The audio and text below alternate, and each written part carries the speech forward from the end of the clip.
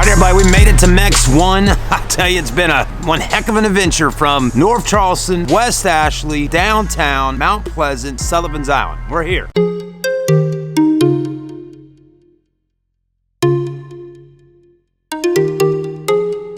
All right, everybody, let's roll in, check out the Mex 1. Just getting started, so we got a little bit before people start getting here. Of course, I got here early. It's always good to show up a little early. This starts up around 6 o'clock. First time being here at the Mex 1 in Sullivan's Island.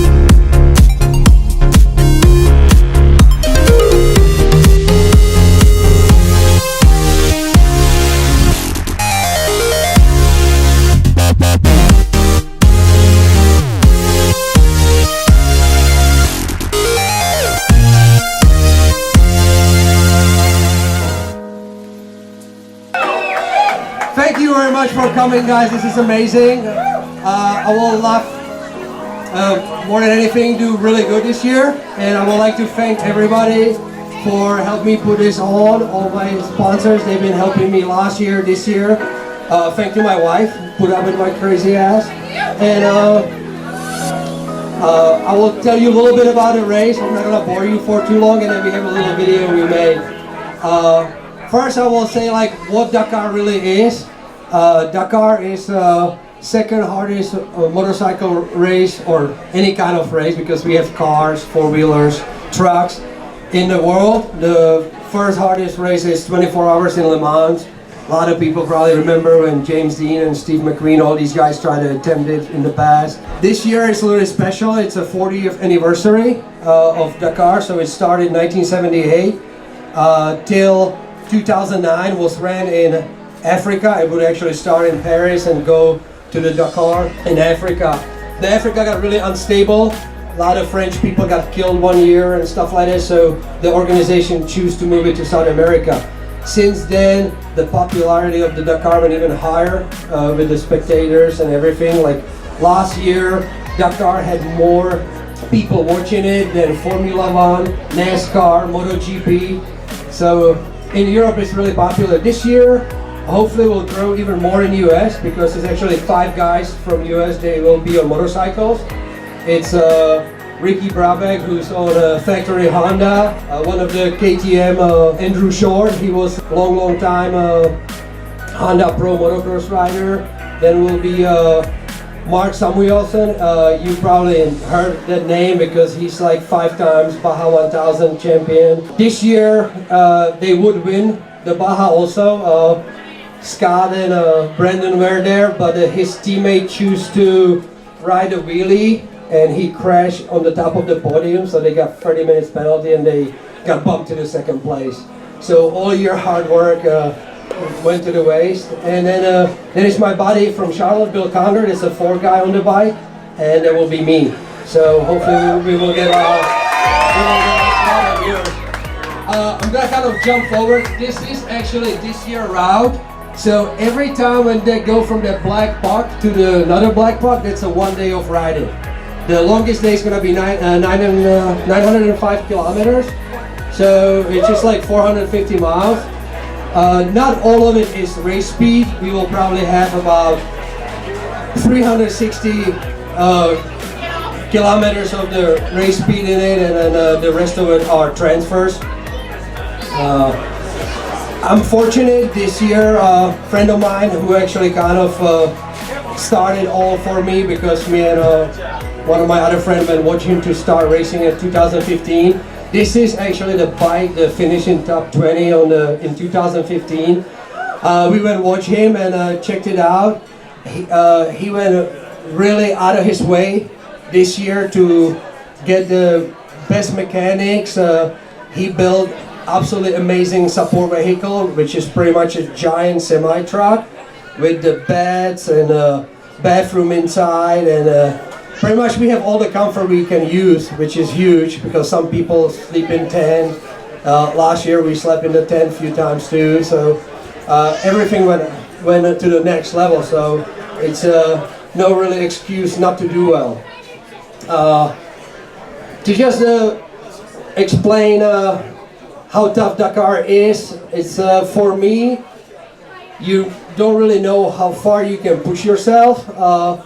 Back in the day, the guys were absolutely crazy. They didn't have any tracking, none of the way. We get tracked by satellites. We have devices, and if somebody get hurt, if he's not capable to hit in the button, the next person who find that person, they will hit the button and helicopter will be there pretty fast. So the way kind of how I look at it is, for me, if I know I'm 100% on course, I will let somebody else hit that button, put it this way.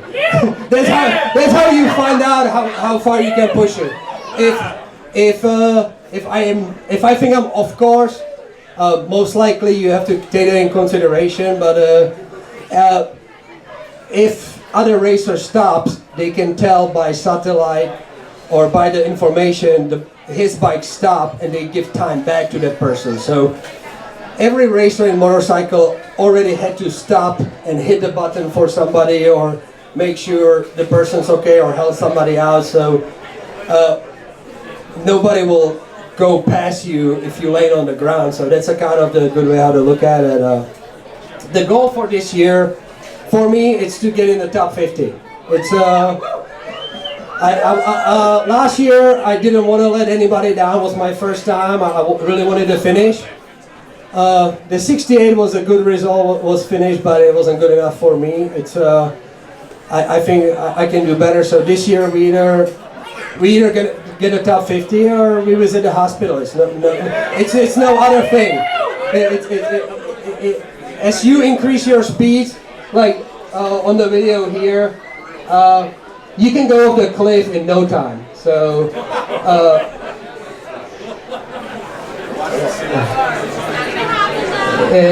Or you can go through the turn in no time. So one mistake like that, last year, I learned from some mistakes. I had really close call on the day 6.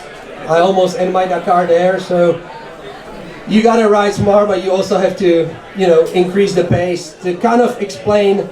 Everybody can say, yeah, top 50 is okay. For amateur rider like me, the first top 20, that's taken by factory guys.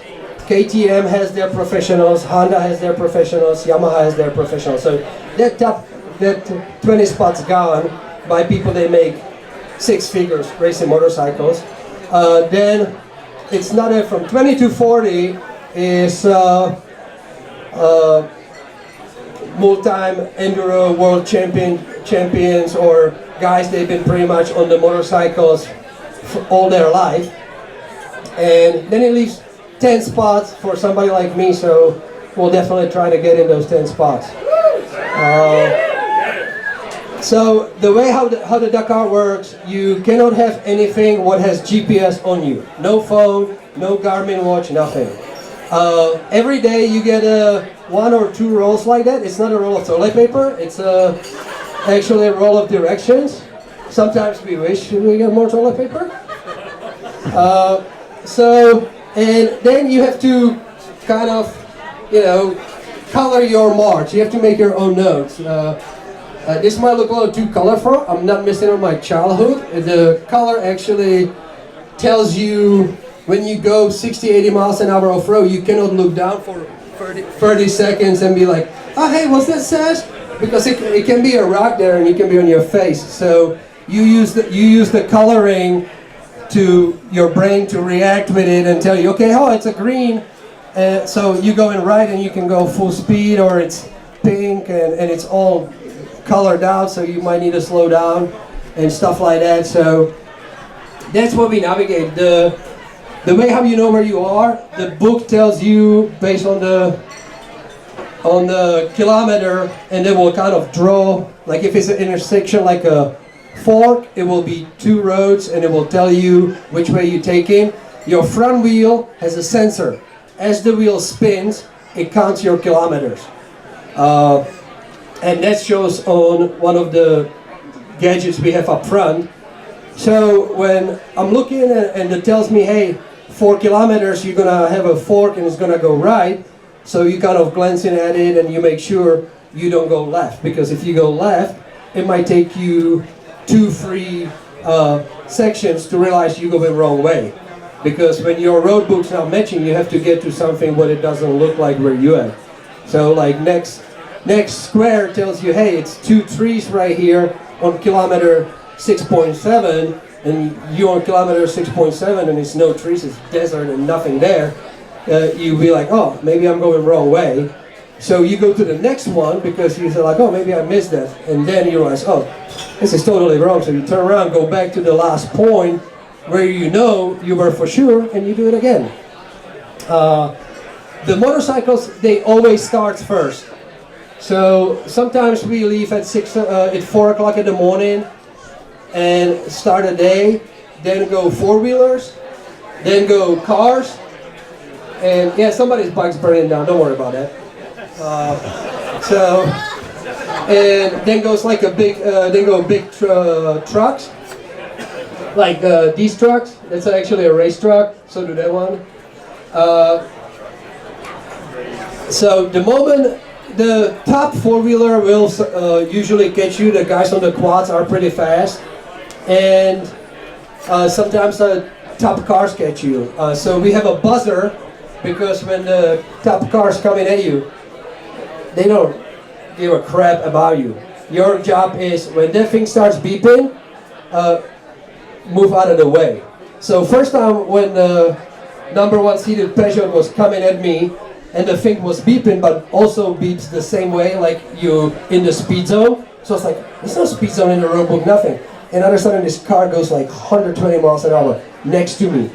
2 wheels in the ditch, and just like, if I would make one move to the right, just done. So the top guys, it's a lot of money involved, so you gotta pay attention what's coming at you also. So other than that, it's pretty good camaraderie. A lot of times the people, top guys will not pull over and stuff like that, but a lot of times people will help you out. Like if you're 20 kilometers before finish of the day and your clutch went out, we have a tie-down strap on the bike and stuff. Somebody will tie you to the back and drag you to the finish and stuff like that, but the top guys will not do that. The bike was equipped with 3 gas tanks, so the weight of the bike changes.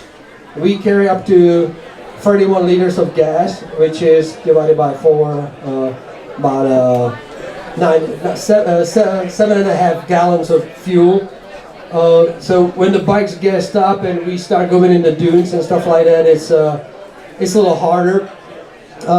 I can control the tanks, so if I know I'm gonna go to the dunes in the first part of the day, I will run the front tanks, so my front of the bike gets lighter, and all the weight's on the back wheel. So when you climb those big dunes, and a lot of the dunes are, you start climbing them in like a 3rd or 4th gear. So the 3rd gear on this bike, you can probably go 50 miles an hour. So you see this dune, like a lot of times, like your neck brace doesn't even let you see the top of it. You just see the giant hill, and you start climbing it up. If I know it's going to be a lot of technical stuff, I will run the rear tank first, because the bike's on the hard pack and like between the rocks controls much better if you have a weight on the front tire. Where can we watch it? It's actually, if you have iPhones, you can download the Dakar app, which will have bikes and stuff. You can follow it there. A lot of time NBC Sports Online does pretty good reviews. Social media is probably the best way. This year is gonna be a guy. His name is Lyndon Poskett. He raced last year and he had camera on him all the time. This year he's bringing the team with him. When he's finished, he will hand off his camera and they will be doing live feeds and doing the live videos daily. So it should be better. Depends. How bad is your day before? That's how much you will sleep. So anywhere from 6 hours to 8 hours we try to get that much sleep, but Sometimes if you have a bad day, you come back at 8 o'clock at night. So you left at 4, you get back at 8 at night. You still get this roll of toilet paper you have to mark and get everything ready for next day. So that day you will probably go to bed at 11, so you get 5 hours of sleep. Last year was a huge landslide and took away like one village we're supposed to go through. So they rerouted our route. So we raced from 4 o'clock till midnight. And they canceled the day after because some guys didn't got to the place where they should be till like 2 a.m. And it was just way too dangerous. Like our support vehicle didn't got to where we were till like 7 o'clock at the a.m. But that was just a rare occasion. Yeah, diggers, that's normal. He will get up, pick the bike and keep racing. It's amazing what people do. It's multiple videos of people finish this race with like both broken ankles and stuff like that. So if you can finish racing on broken ankles, like if one of your kids complains about, hey, I have a thing right here, be like, oh, don't worry about it. We also with my I have a personal trainer. I use him 3 times a week, 4 times a week now. His name is Ryan Backnell. He actually made like a little video. He's responsible for the soundtrack also, but some of you will love it, some of you will not. I personally dig it. So that will play after that. Thank you again for coming. Thanks everybody for support and making an effort with the merchandise and everything. Thank you.